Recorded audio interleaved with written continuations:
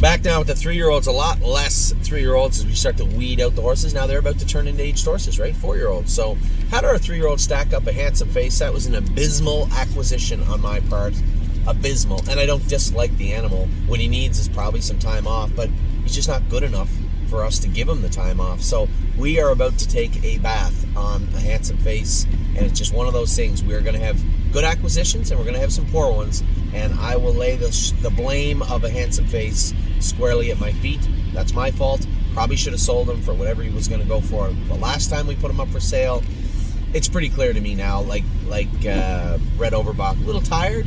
The difference is this guy, probably a 57, 58 trotter. We're going to give him time off, bring him back to racing in the same class. All we're doing is chiseling away at what we could have salvaged if we do that. So I suspect he'll bring $9,000 or $10,000, which, as is said, is a considerable loss, but one that we are going to have to take, and that's that. Atlas Hanover isn't going to be a loss.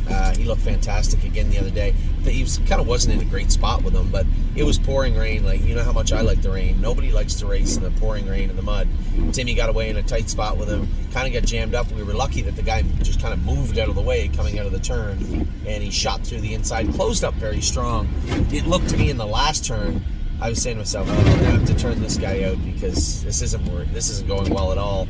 And then they come out of the turn, and he shot right through and raced well. I was impressed with the way he finished up his mile and did his work. So we'll see how Atlas Hanover continues in the future. Blue Tesla and Brevora, Blue Tesla and Brevora are both almost ready to go. Mario swears that Blue Tesla doesn't need the hobbles. I told him, you've been in 212 or 215. Let's not draw any conclusions just yet. But he likes what he sees in her, which is good. She did need a rest. And truthfully speaking, she was so good when we first bought her. I'm curious to see how she's going to come back, because she did have talent.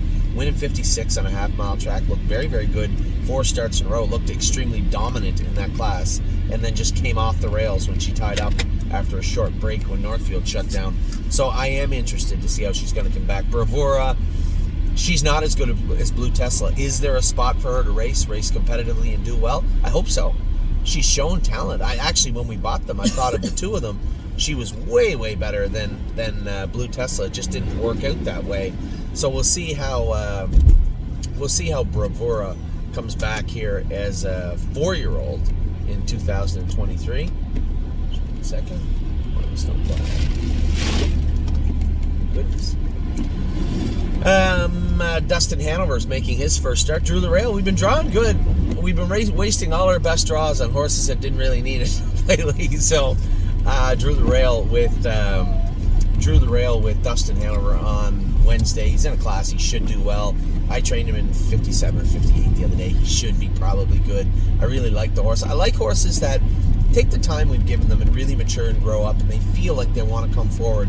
And this guy does. He feels just like that. Gemstone Ruby Rose has made her way to Ohio. She's going to race in the maiden in the Meadows. Didn't come back great. I suspect she's a 59 trotter, 2 minutes right now, which will probably land her somewhere near the winner's circle her first few starts. But after that, that's the question that she needs to answer for me. What are you going to be when you are a little tighter? When you do fill out and you are stronger? Are you going to be a fast horse that can trot in 56, 57? Or are you going to be a middle-of-the-road condition claimer type that trots in 58, 59, 2 minutes? That's up to her to show to us. But I'm sure she can do well in a maiden. If not this week, maybe next week when she's a little bit tighter. But we'll see how she comes this week.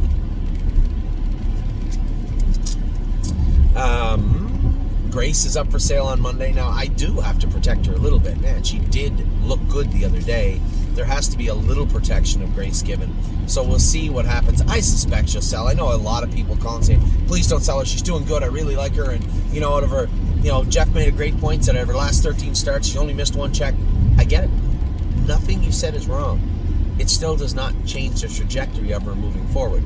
Nothing, no argument made about Grace changes the direction she's headed in. And once she gets out of the non-wars 4, if she can do in the non-wars 4, great. If she can't do in the non-wars 4, all we're doing is proving she cannot do in the non-wars 4. If she can do in the non-wars 4 and then she gets out of that class, then the waters become very, very deep. The floaters come off and the sharks are swimming around her. It's a tough spot to be in with this filly. Not to mention, She's a 3-year-old, at the end of her 3-year-old year. So we'll see what happens on Monday. Am I going to sell her for sure? No, I am going to sell Rito Legacy. I am going to sell a Handsome Face. And I'm likely going to sell Adrenaline Rush. But Adrenaline Rush and Grace are not worth giving away. There's nothing wrong with them that would force my hand in that regard. So we still have to get paid fair money for the horses. I'm not going to accept underpayment for either two of them. But I don't think we will be underpaid for any of them. I think all 4 of them will move on Monday. And Grace is on the bubble, but the bad side of that bubble is nasty. And I just don't want to be a part of it, to be honest. How the Hell will begin walking this week when we get back home. I know they wanted him in the stall a little bit longer, but his knees are arthritic, and they are going to bother him in the future. And I just don't think standing him forever and ever and ever is going to help him. The horse has been 100% healthy since his operation. We're going on 5 weeks now. He's going on the walker. At the 8-week mark, he's going in the pool. And that's how we're going to address How the Hell moving forward. By the time we get him to a position now, we will re-examine his knees under x-ray or fluoroscope or both before we do any physical work with him, what I mean on the track.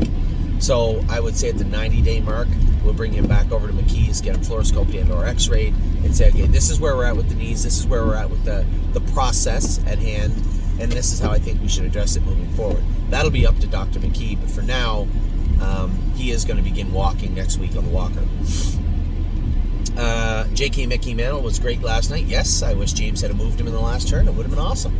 But I know why he didn't. The horse doesn't corner that well. He runs in. Getting him out in the flow at that point may have caused him to stall, but may not.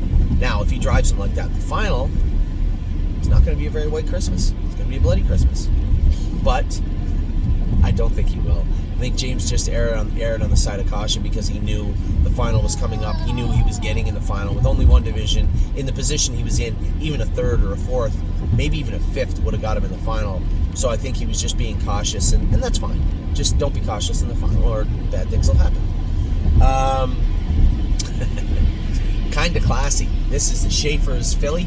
She's in training with Harry right now. Now she's going to transition out of Harry's barn when Nothing But a Dreamer comes back. Harry has just the one stall. He's full right now. So we bring in Nothing But a Dreamer and we'll pop out Kind of Classy. And we'll start training her. Now the scoop on her was kind of middle of the road. Is she okay or is she just a horse?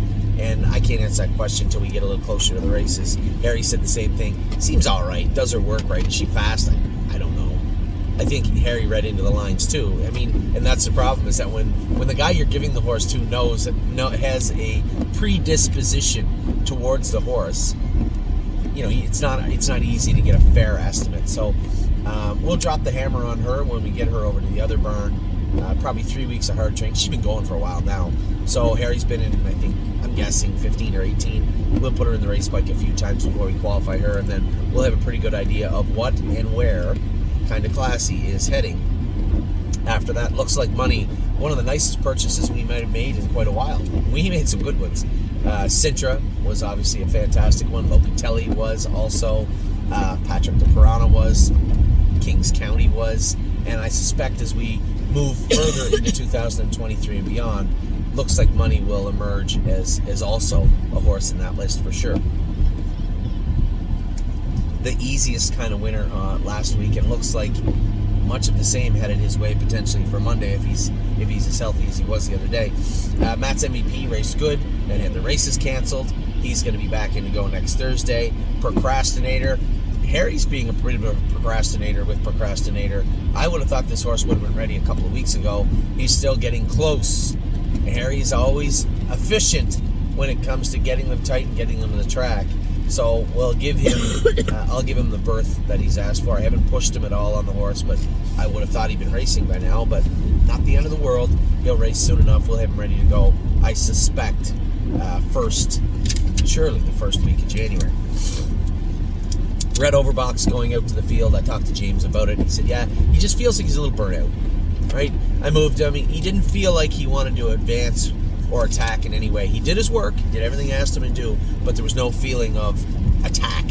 And I said, yeah, I think he's just a little tired. He's a bigger, stronger, lankier colt. That's a little harder on himself. Has a breathing issue. Did bleed a couple of times. Yeah, I could see how he could get burnt out a little quicker than some of the other ones. So Red Overbach headed to the field this week. Only for a month, though. I'm going to give him a month off. I can't give this guy 2 months off. It'll be too hard training him back. So we'll probably rest him a month, and then somewhere closer to the summer of his 4-year-old year, if we still have him, we'll rest him a month also at that point.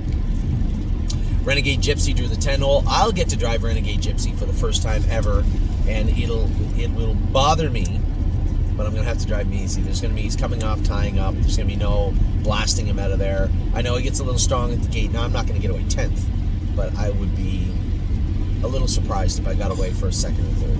We'll see how it plays out with Renegade Gypsy, but just want to get a good mile into him. Obviously, Sylvain couldn't take him this week, so I'll fill in for next week. And I know, as I said to everybody out there, just relax. If he shows any signs of fatigue or tired, then he too will be going to the field. But as I talked to Harry about the other day, looks like Money raced all year too, guys, right? They'll tell us when they're tired. Red Overbach said, hey, might be getting a little tired over here. Just turn them out in the field. It's the same with every horse. So on a case-by-case basis, we'll know whether it's Red Overbach, Resolute Bay, Looks Like Money, or any of the other horses. When they're tired, they'll get a rest. Stonebridge Academy. I trained Stonebridge Academy very good here at Northfield yesterday. He likes the track. Got around it very, very well. Coming off a pretty significant tie-up. Now, the blood work we got back on him here was that he wasn't too bad now. So he recovered quickly. I don't think he tied up much from the training session yesterday. Dr. Latessa was a little bit sick, so we did not get him scoped. I wanted to. But we'll train him up pretty tight again once more, and then we'll get him Indigo at Northfield at some point in the next week, but I suspect he'll fit in very, very nicely here. He goes in the same class. Well, fortunately, hopefully he's going to miss Dustin Hanover's class this week, and then after that it would be like Handsome Face's crew, and he's a better horse than Handsome Face, so we'll see how Stonebridge Academy does in the coming weeks and months, but I like what I see. He looks really, really good. I will say this. Came from Mario's barn, everybody, Emily, Nikki, everybody that was in there helping out, you did a great job with Stonebridge Academy. And that just didn't come from me. That came from our caretaker that has him over here now. Cindy Goldwater said, make sure you tell whoever took care of this horse, they did a very, very good job with this horse. 3-Point Blue Chip. We got some bad news the other day that 3-Point Blue Chip can't breed this year. The mobility of his sperm is not good. So, and there's a couple other horses fit in that list too, I heard. That were first-time sires this year. So we'll see. It doesn't look like 3-Point's going to breed any mares this year, so I'm probably going to give him the rest of the spring off, aim to start him back first part of the summer, back training, and have him ready at some point next year in 2023. Not what I wanted to hear, probably not what you wanted to hear, but unfortunately that is the trajectory of 3-Point Blue Chip right now. I know a lot of people have said, is he coming back to us? Probably not. He'll likely stay on the East Coast, but I'll talk to Tom about that. Tom Grossman and Blue Chip Farms have been acquiring more shares of 3-Point Blue Chip. I think they own upwards of 70% of the horse now. So that will be a decision that will be made jointly by Tom and I, but at the same token, likely driven a little bit more by Tom, and that's only fair. So we'll see what transpires with 3-Point Blue Chip in the year 2023. But you know what? Still been a good horse for us. Doesn't mean he'll never be a stud. He's just not going to be a stud in 2023. Unbeatable Kemp also won't be a stud in 2023. He's a gelding, I believe, and has been racing very good. I don't know why. Looks like Money got in ahead of him this week. I was a little befuddled by that, but that's okay. Kemp can have 1 week, and then we'll start him back. Rest assured, James will drive him. He will draw inside of the gate somewhere, and he will beat that class. I'm not so sure he couldn't have beat those horses had he drawn inside anyway, but having the 10-hole and the 8-hole was not very fair to him. That's just the way racing goes. That guy can't park there. He's buried deep in the bulrushes. So Unbeatable Kemp, very nice colt. Can't wait to race this guy all winter. We're going to have a lot of fun with this horse for quite a while. Unbeatable Kemp will race next week, maybe Boxing Day. They draw Boxing Day. They said he'd be in Thursday. Oh no, that's right. No, you're right. Thursday he'll be in. They carried Kemp's class over. That's right. I did get clarification on that. Looks like Money's class looked like the same crew, but it's not. It's a class above, virtually the same crew for him. Unbeatable Kemp's class, the one that Looks Like Money won, was carried over till Thursday. He'll get in Thursday. You're right. I apologize. World for 2 should be ready soon. I don't know how much Mario's been with him. Horse looks great. Looks very good. Not going to rush him with this horse. This is a guy like Unbeatable Kemp. I think we're going to have some fun with him for quite a while, so I can't wait to see him start back up. He'll be ready when he's ready, and that's really the easiest way to put it. I'm not going to give you a timeline because that would be unfair to him and unfair to the horse and unfair to Mario. I want him ready when he's ready, and he looks very, very good on the track right now. Those are your 3-year-olds. Just got the aged horses left. We'll be back in just a minute.